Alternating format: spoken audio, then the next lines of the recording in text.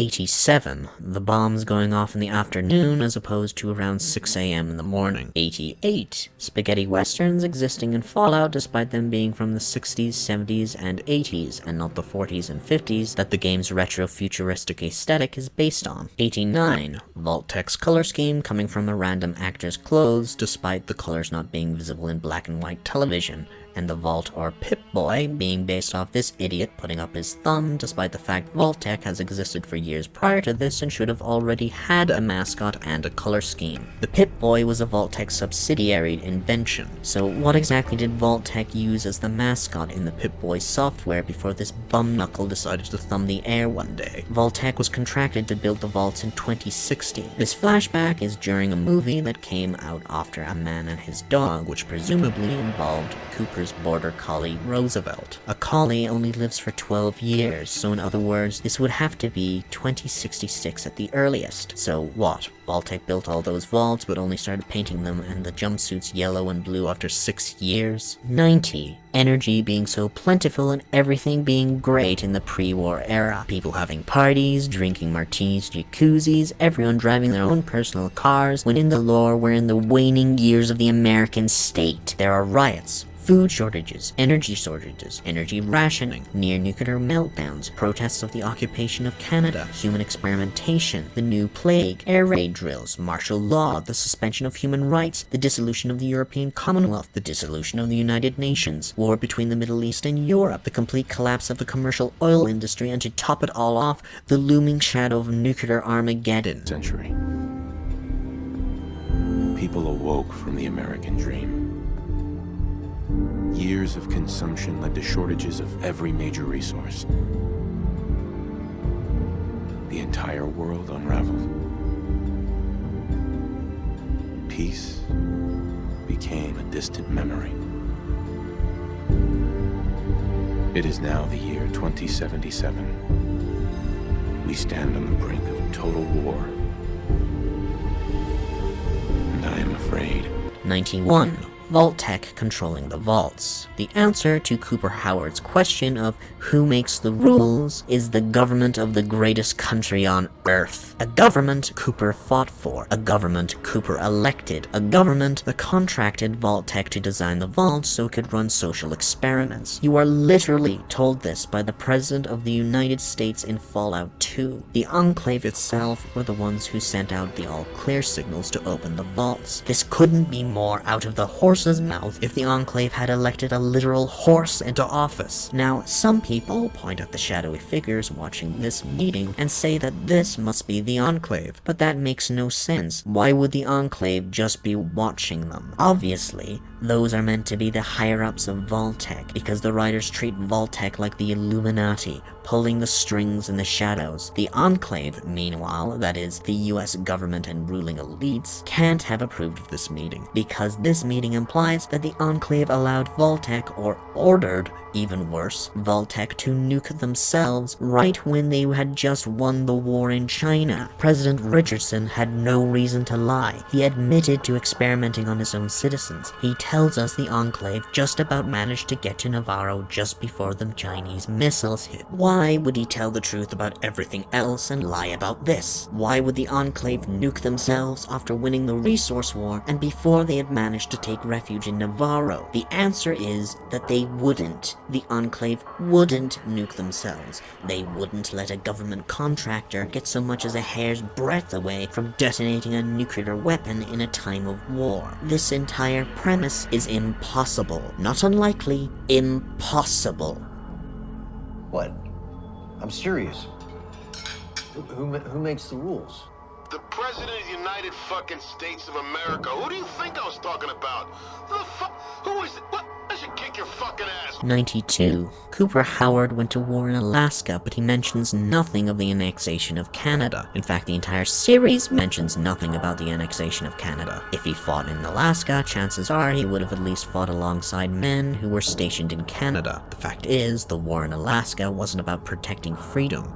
It was about protecting resources. The American military occupation of the oil pipeline in Canada began in 2060. The annexation of the country began in 2016 2067 and ended in 2076. The Sino-American War started in 2066. You would think Cooper Howard might be a little less boastful of his service, knowing his comrades like old Nate the Rake were out there making Canadians more endangered than polar bears. 93. Communists being allowed to have meetings out in the open. This is during a time when an authoritarian America sat at the brink of societal collapse and was at war with a communist state. Now, how does the pre-war America as depicted in Fallout sound like it would react to the idea of a communist meeting? Even a meeting of left-leaning people who aren't communist, but still nevertheless called communists during the height of a war with Red China? Well, I can answer that question like this.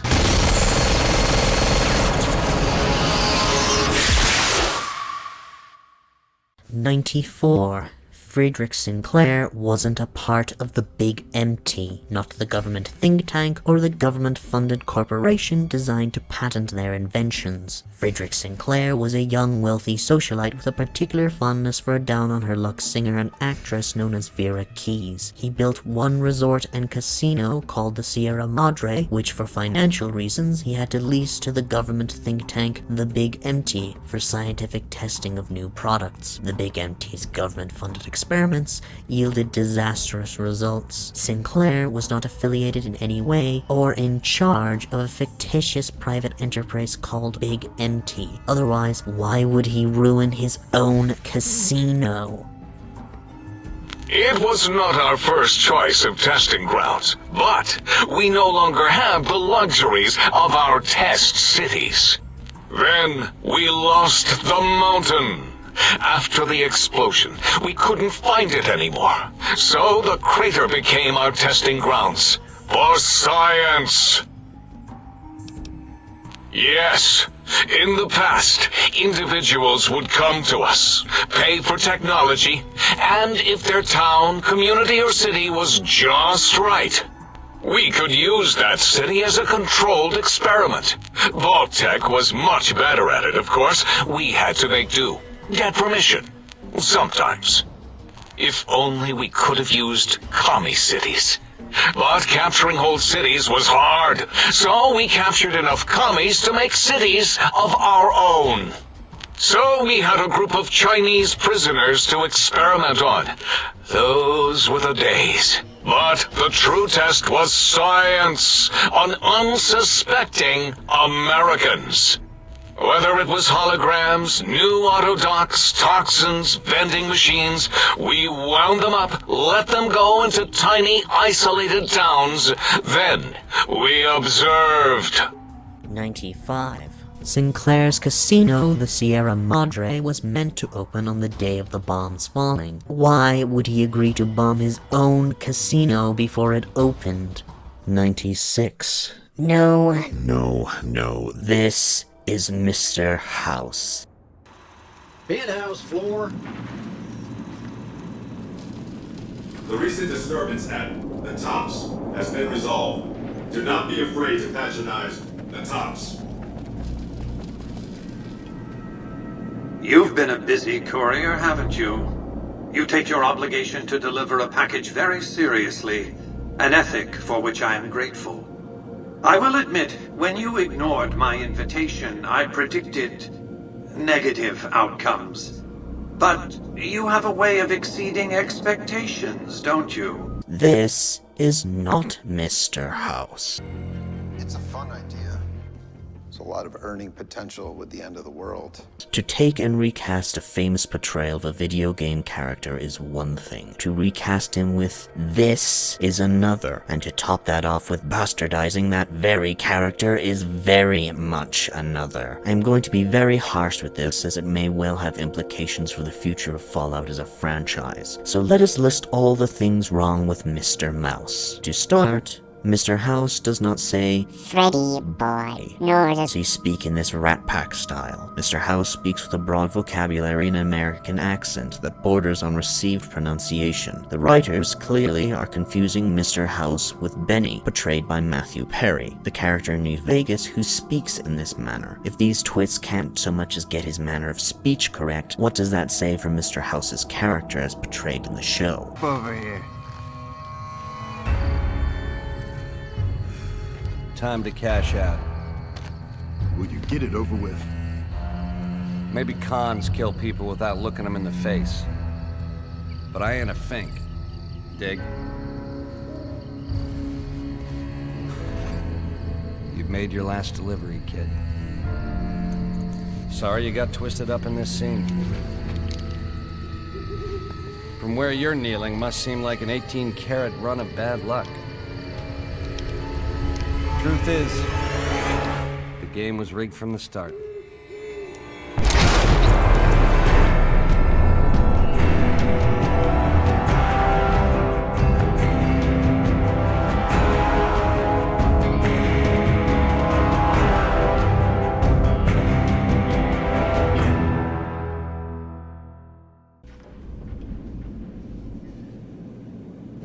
This meeting has been a long time coming, hasn't it? You've come a long ways, literally, and I suspect figuratively as well. I have to ask, now that you've reached your destination, what do you make of what you see?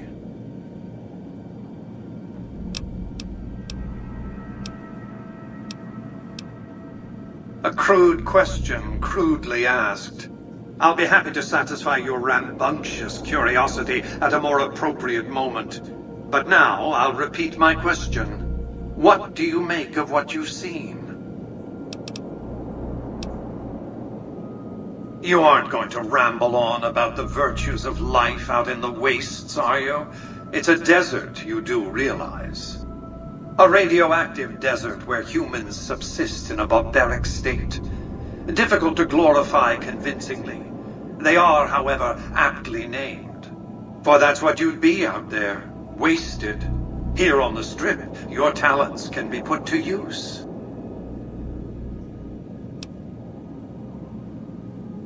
You are the first person to step foot inside the Lucky 38 in over 200 years. It was not an invitation I made lightly.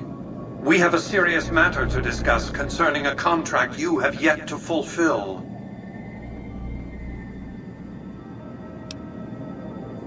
You have an interest in this, whether you like it or not.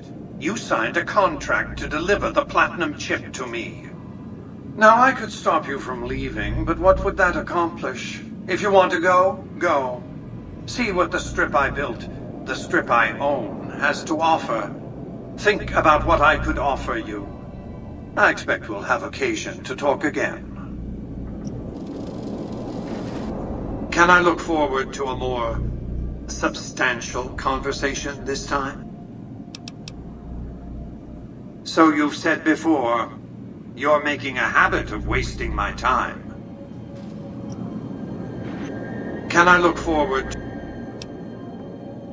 What did you wish to know?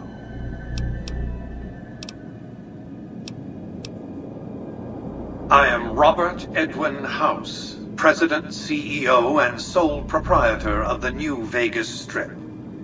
I oversaw the city's renovations starting from 2274 onward. The three families are my employees. Before the Great War of 2077, I was the founder, president, and CEO of 𝐅𝐚𝐥𝐿 Industries, a vast computer and robotics corporation.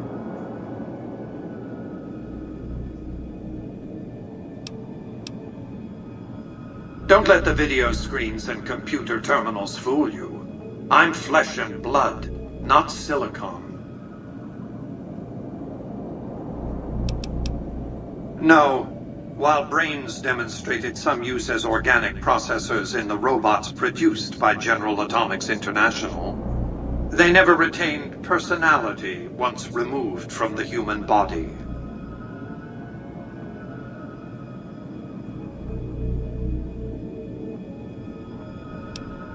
Let's just say it was very costly. But I was willing to make the sacrifices longevity entailed, financial and otherwise.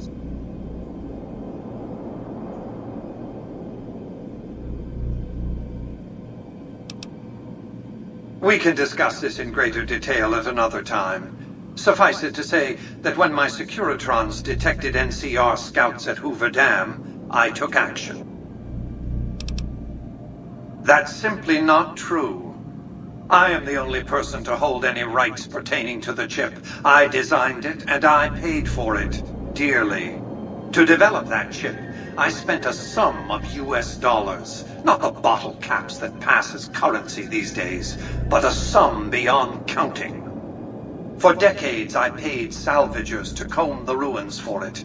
And when it was finally discovered, tens of thousands of caps spent to have it brought here.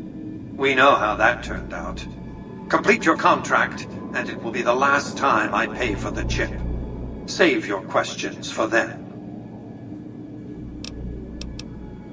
What else did you want to know? It's understandable that you'd be curious about this topic, but we'll hold off until the platinum chip has been recovered. What else did you want to know? Well enough. Be on your way. Can I look forward to a more... My only concern is the recovery of the platinum chip. What happens to Benny, I leave to your discretion. When you bring the chip to me, I will pay you 4 times the delivery bonus stipulated in your contract. How's that?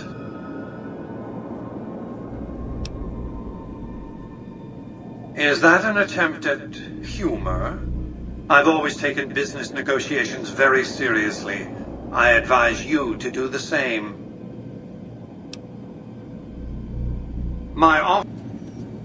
What is the purpose of this delay?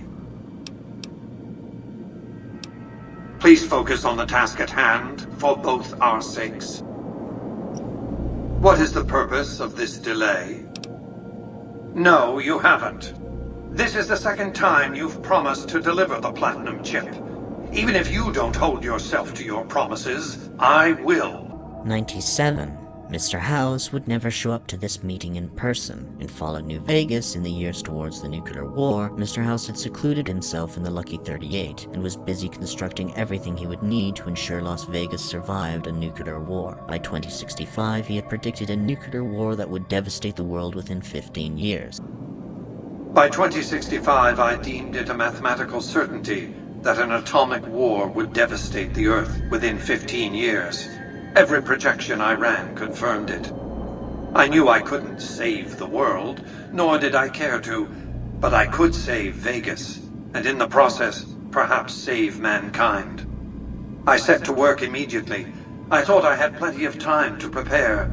As it turned out, I was 20 hours short. Mr. House knew war was on the horizon. Why would he waste precious time traveling to LA to attend a meeting in person with Vault-Tec about... Actually, come to think of it, what was this meeting officially about?